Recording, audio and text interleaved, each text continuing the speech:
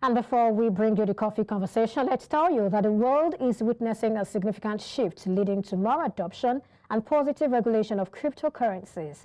Governments worldwide are taking steps to legitimize and integrate these digital assets into their economic systems.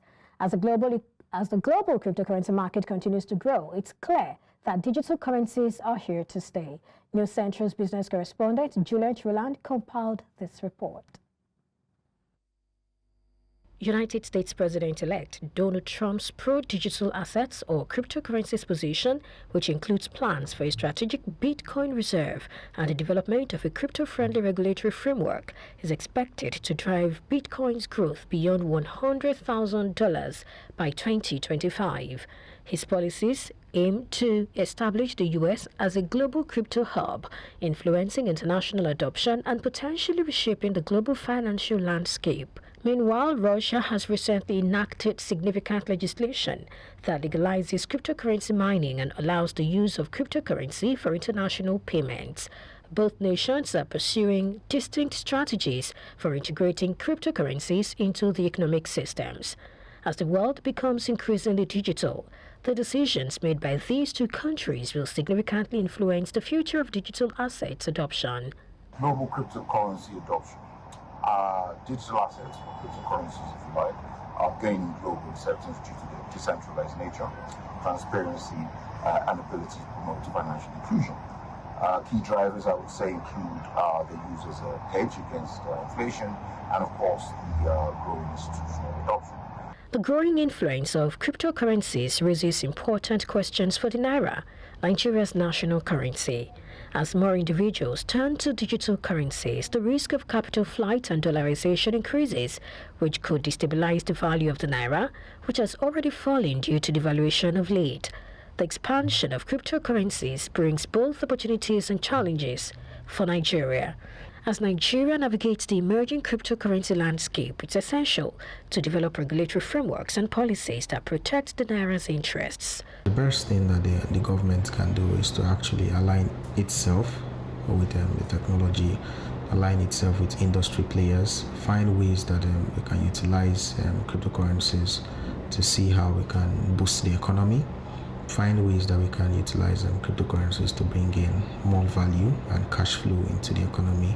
As the world becomes increasingly digital, it's essential for Nigerian policymakers to develop clear and effective regulatory frameworks that promote innovation while protecting consumers and the broader economy.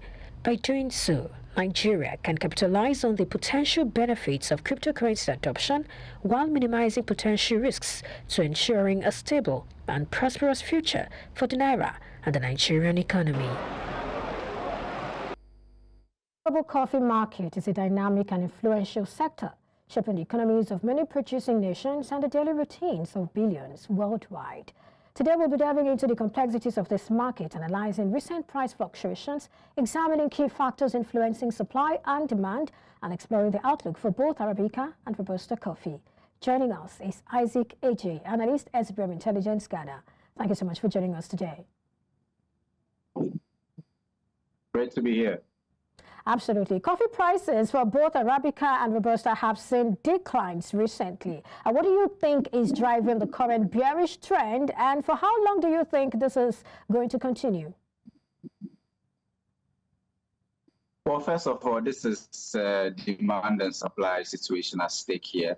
And we should know that coffee is actually considered by some consumers as an ostentatious good. And so I mean, if you look at the current economic hardship across the world, in fact, and the fact that people are reprofiling their consumption, and you know, those who are even not part of the upper class, the middle class, and even the lower class who consume coffee, they are, you know, having a rethink about their expenditure on food, and that has been one of the main reasons why we've seen the price of coffee, you know, coming down. It's just because of this. The decline in demand, and if you look at the relationship between coffee and then cocoa, you would know that investors are also play an important role here. Traders play an important role here, who you know, all the time drives up or stimulates the demand situation. And so if you have cocoa, which has gained value over the years, being the go-to cash crop, then you see that investors will shift their focus mainly from coffee to cocoa, and that in just by doing that can create some sort of artificial supply that will bring down prices. So for me, I think it's a cocktail of factors. One from the decline in consumption by consumers, and then also the fact that traders are now shifting their attention from coffee, which is also a cash crop, to now cocoa. Interesting. Well, given the recent price declines despite a smaller Brazilian crop outlook, how do you assess the current, risk-reward for long coffee positions, either for Arabica or even for Arabica and Robusta?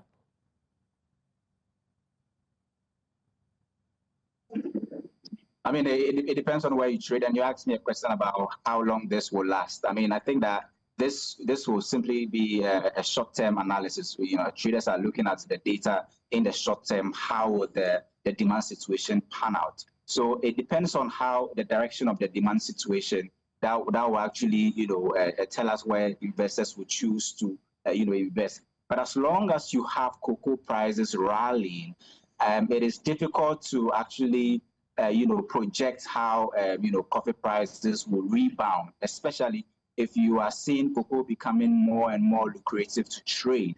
And the fact that coffee is also losing its status as being an ostentatious good at the moment. It still is, but I mean, people who would demand for it are no longer demanding for it because of the cuts in, expenditure and income and what have you. People are reprofiled. People are looking at other, alternatives. And in the side of trading, the fact that people are now focusing more on cocoa makes it difficult to even, put an analysis on where people to invest, whether the Arabica or the Robusta. I mean, it's a difficult situation at the moment.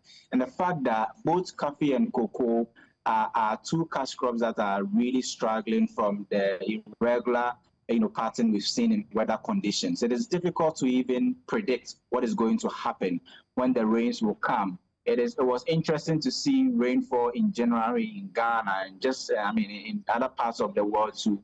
Patterns of rainfall has actually changed, and that makes it difficult to predict anything around maybe coffee or cocoa at the moment. Right, still talking about some of these impacts, especially looking at rainfall, which you have talked about. How significant is the impact of recent rains in Brazil on 2025-2026 Arabica crop?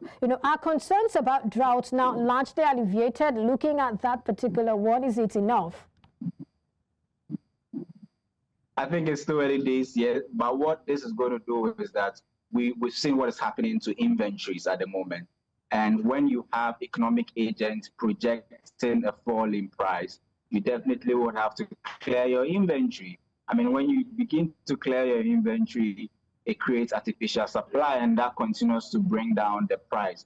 And so for coffee, I mean, there is a whole complex factors surrounding how the price will look like and how even consumers will demand for that good.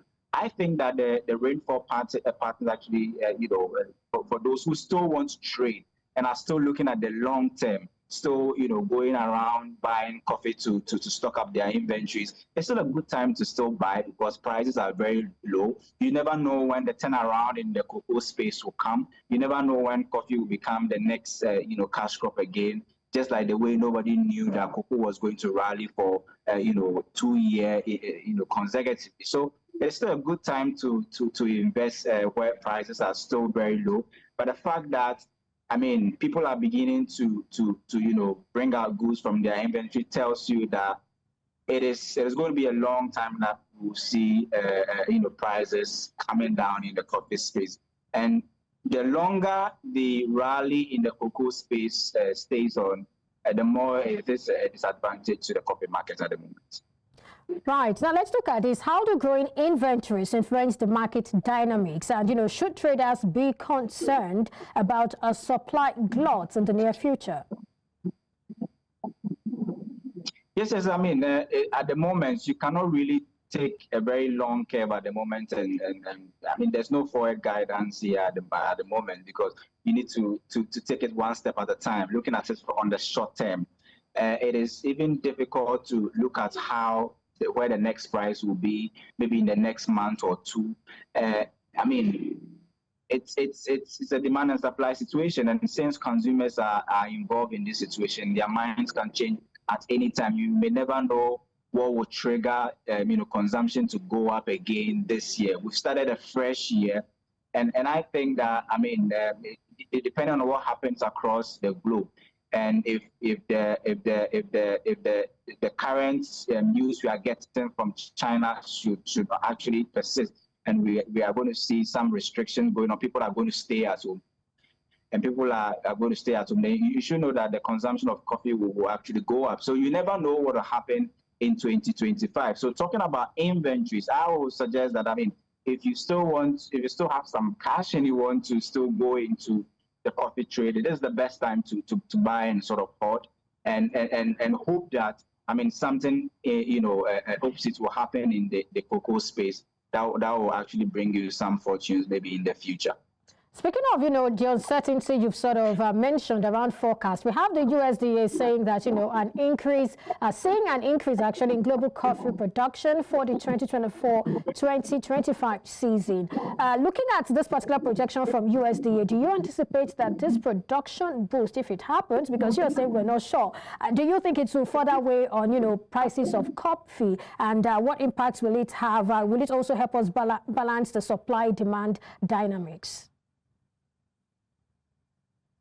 It's not a good time for especially countries who basically depend on cash crops. We've all seen how what happened in the cocoa space, and currently it's the opposite situation in the coffee space. Nobody knows how long this spell will actually continue. But what we know is that if you're looking at the demand side, there are certain things that will trigger the demand side at the moment in the 2025 year. I believe that it is just a matter of time that something will trigger, the demand situation. Supply is already there, and the kind of situation we have has actually also created artificial supply. But coffee still remains an ostentatious good. People will still consume it, and just like I brought in the China situation, you never know what will happen, and you put it right. I'm not so sure what will happen even in the next, 3 or 4 months. That makes the uncertainty around trading coffee very, very complex, and in such a game, it is those who take the big risks that will get rewarded at the end. All right, so talk to us just before we close. Let's close on this. Do you have price targets and maybe trading strategies for both Arabica and Robusta coffee in the near term or even the longer term? Ernie? Yeah, I think that whether you choose to go Arabica or Robusta, I think you should be able to diversify your portfolio. Not just going into coffee for coffee's sake. I think that coffee and cocoa are working in the same function now, so you should be able to diversify. You should be able to use cocoa to hedge against coffee and use coffee to also hedge against cocoa, or for uncertainties in cocoa or whatever. I think that what is happening in the coffee space gives investors, different cards to play at the moment, and I think that you can't just look at coffee as a cash crop at the moment, as a single good at the moment, and say that, look, this is what I'm going to. You need to look at it, bringing on board what is happening in the cocoa space. So diversify your portfolio, that one out. But what I would say is that you should be able to diversify your portfolio. You have to use coffee to hedge against what will happen in cocoa space, and use cocoa to hedge against what will happen in the coffee space. So it is a tricky game, but also be able to play it well, we'll have a lot of fortunes at the end. All right, thank you so much, Isaac KJ, analyst SBM Intelligence Ghana, for your thoughts on the show today. It's a great pleasure being here.